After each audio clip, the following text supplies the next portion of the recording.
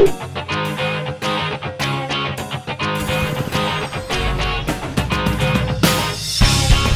gente, no vídeo de hoje eu tenho o prazer de conversar com ela, que é médica radioterapeuta, a doutora Tatiana Tava. Doutora, obrigada.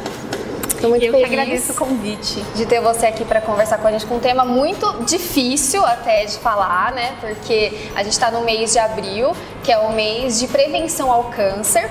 E doutora, para a primeira pergunta, antigamente as pessoas tinham medo de falar a palavra câncer. Nossa, aquela doença, aquilo que mata. Sempre a gente ouvia muito codinomes. Isso tem mudado hoje, doutora? Sim, tem mudado, mas ainda tem muitos pacientes, muitas pessoas na população que ainda temem a palavra câncer. Realmente a gente tem tentado desmistificar essa palavra, né? E isso com o trabalho de toda a equipe médica, né? Da mídia. Falando que quando você tem um diagnóstico de câncer, nós não temos mais a sentença de morte, porque antes era isso, né? Então todo mundo que recebeu o diagnóstico de um câncer maligno praticamente estava no final da vida. Hoje em dia não. Hoje em dia, graças à tecnologia, exames mais detalhados, assim, o paciente consegue ter o diagnóstico mais precoce e com isso nós temos curado muitos pacientes. E tem um ciclo, doutora, quando a pessoa recebe a notícia, aquele susto, como que funciona isso hoje? Sim, quando o paciente recebe do médico a notícia de que ele tem câncer, isso é uma má notícia. Então o paciente, ele acaba tendo várias fases até a aceitação da doença. Então nós temos 5 fases. Temos a fase da negação, né, que é a fase que ali no consultório do médico o susto, né? É o susto, exatamente. Quando o paciente então se depara realmente com o diagnóstico do câncer. Depois vem a parte que o paciente fica com raiva da notícia. Isso é muito comum, tá, Camila? Depois o paciente então passa a ter uma atitude de barganha. Ele tenta conversar com Deus para ver o que ele pode fazer para melhorar, né? Ou com o próprio médico também. Ele quer a melhor terapia porque ele quer ainda vivenciar muitos momentos bons com a família, quer cuidar dos netos, que tem muitos planos ainda para fazer na vida.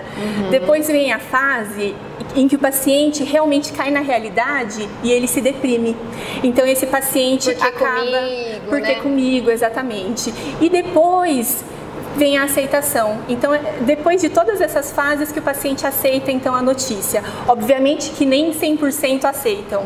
E aí é o nosso trabalho, às vezes, de pegar esse paciente no colo e tentar mostrar um lado otimista da doença, né?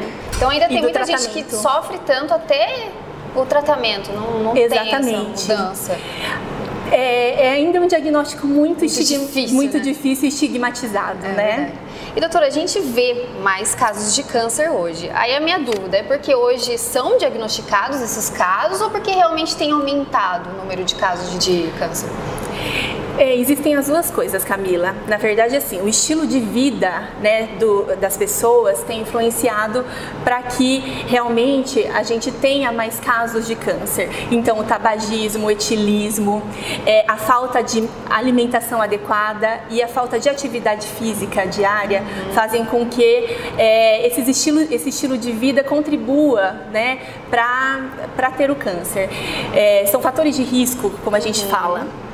No entanto, a gente também tem mais diagnósticos porque tem melhorado os exames de diagnóstico, por exemplo, ressonância, tomografias, os exames, por exemplo, da medicina nuclear, que é o PET-CT, o PET de PSMA, que é para o câncer de próstata. Então, isso contribui para que a gente tenha diagnósticos mais precisos e mais precoces também, tá? E por isso, de repente, a gente, com esse acesso melhor também a esses exames, a gente acaba tendo mais diagnóstico. A gente falou dessas fases, doutora, e além da medicina, existe aí a fé, a positividade, aquele eu vou, né, vencer, isso ajuda no tratamento, doutora? Isso ajuda muito no tratamento. Não temos assim objetivamente, então eu falo que são dados subjetivos, mas que quando um paciente vem aqui para o tratamento, seja na radioterapia, seja na quimioterapia ou até para fazer um procedimento cirúrgico, se esse paciente é um pouco mais otimista, se ele tem uma visão um pouco mais apurada do que está ocorrendo com ele, se ele exibe alguma espiritualidade, ele tem muito mais sucesso no tratamento final.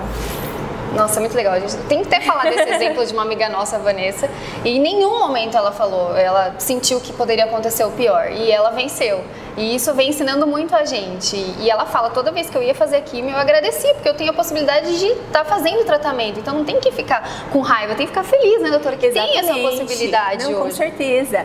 E o mais interessante, Camila, que muitos pacientes vêm aqui no consultório e falam o seguinte, que eles agradecem às vezes por ter tido câncer, porque foi a partir desse diagnóstico que repensaram na vida, que deram valor à vida, né? Deram valor à vida, e eles comentam assim, que a família às vezes se aproxima do paciente com câncer porque tem medo de perder. Então o paciente ele se sente mais acolhido pela família, às vezes alguns sentimentos que ali tinham certas barreiras se afloram, né? Então os filhos às vezes ficam mais próximos, dão mais valor, né? E o paciente passa a traçar mais projetos de vida, então eles querem reclamar menos e fazem mudanças de estilo de vida, como a gente falou, né? Começam a praticar atividade física porque entende que isso é importante para a saúde, eles começam a se alimentar melhor, então isso tudo faz a diferença. Então a partir de uma notícia negativa, a vida dá uma volta. Dá uma volta, exatamente. E doutora, pra gente finalizar, agora a Unimed tem um sino que a gente vai mostrar aqui para quem encerra esse tratamento, né? Uma comemoração, doutora? É uma comemoração. A gente sentia que os pacientes que com esse diagnóstico de câncer, eles já vinham de primeiro das fases que nós comentamos. Das 5 fases. Depois ele vinha já de tratamentos como cirurgias, às vezes não é um procedimento só, às vezes são vários procedimentos, e depois quimioterapia, e depois vinha para rádio. E aqui, em vários tratamentos, é a finalização. E eles sempre queriam fazer algo diferente. Uma comemoração. Então a gente teve pacientes que quiseram cantar, tem pacientes que trazem bolo para comemorar, né? Fizemos uma placa escrito "Eu venci, meu último dia de rádio". E para contribuir com isso, nós nos inspiramos, né, em outros hospitais que têm esse sino.